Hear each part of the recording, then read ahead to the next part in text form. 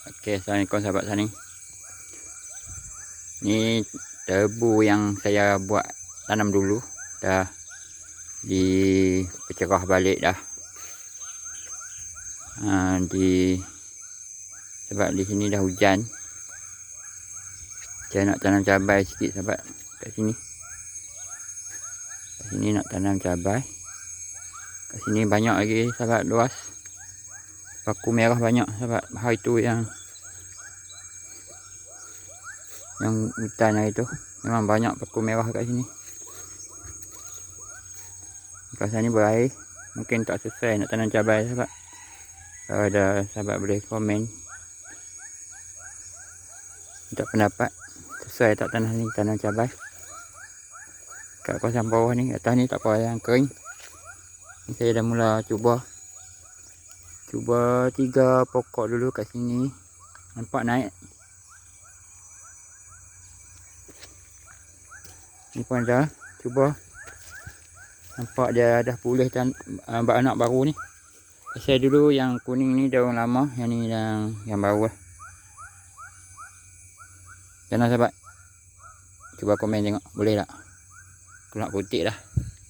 Kat sana pun ada lagi. Ni saya baru letak kapur dengan baja NPK. Tarik ni pun dah bersih, dah cuci dah balik. Kat sini ada lagi cabai. Ni baru tanam juga.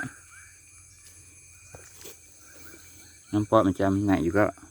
Ni yang daun lama, daun yang masa semaian yang kita buang. Ni pun ada. Cuma saya tanam cabai kampung saja. Kalau ada kawan-kawan pengalaman mengenai tanaman cabai, boleh komen. Sesuai tak tanah yang berpayah ni. Mungkin dalam 30 pokok dah kot saya tanam kat sini. Daripada sana. Ni yang daun lama yang saya potong pucuk. Ni cara saya tanam potong pucuk sebab supaya dia bercabang. Kat situ pokok kesum. Kat situ pokok kesum, kat sana pun ada. Ni ada jambatan saya buat. Kat situ ada jambatan juga. Untuk senang. Hujung tu ada lagi kuat cabai tu, hujung tu. Kesum. Kesum ni memang power ni. Gemuk sungguh. Sebab dalam lumpur ni banyak daun kayu, jadi mungkin subur. Sebab tu saya ambil lumpur ni. Ni pokok kacang ni subur sahabat. Subur sangat kacang panjang ni. Cukup sepokok saja sahabat saya tanam untuk kegunaan sendiri. Ni cabai kampung. Gemuk sahabat ni. Sebab dia tak ada kena sebarang penyakit. Untuk rakan-rakan, kalau ibu ni dia tak kisah ada kat pokok cabai. Sebab dia tak ganggu pertumbuhan pokok cabai. Kalau jenis ni lah. Kalau jenis lain tak boleh. Kalau jenis tu tak apa. Sebab takat ni memang dia yang selalu duduk. Dia tak ganggu pokok cabai. Ni telaga yang saya buat hari tu. Sahabat boleh tengok. Ayak dia boleh melimpah ke parit bawah. Ayak dia memang dekat nak penuh. Boleh melimpah ke parit ni. Ni memang tempat dulu telaga lama. Saya buat baru kecil sikit. Ni cabai rawit Indonesia sahabat. Yang buah putih tu nampak subur lah.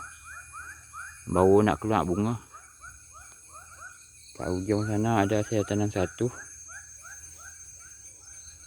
Kat sini saya tanam banyak. Jom kita tengok. Yang ni dah keluar buah dah. Yang ni dalam sebulan lebih. Atas ni pun ada. Atas ni pun ada. Saya tanam untuk kegunaan sendiri dah. Atas ni pun banyak pokok cabai. Saya tanam pokok nyok sepokok sini. Nyok ni nyok hijau. Nyok yang buat ubat tu. Yang colour pink tu. Tapi nyok dia nama nyok hijau. Nyok dia nama hijau tapi dia punya tu dia warna pink. Ni pokok kecil ya, tapi dah buah. Asalnya pokok tua cuma baru tanam. Ni ada banyak.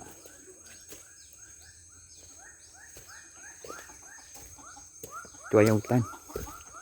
Ayam hutan. Ini pokok cabai lagi. Saya minat pokok cabai dah ni. Kalau 50 pokok. Ni pokok cabai. Banyak sebab kat sana. Asal dekat 50 pokok lah. Ni yang pokok lama lah. Pokok air tu.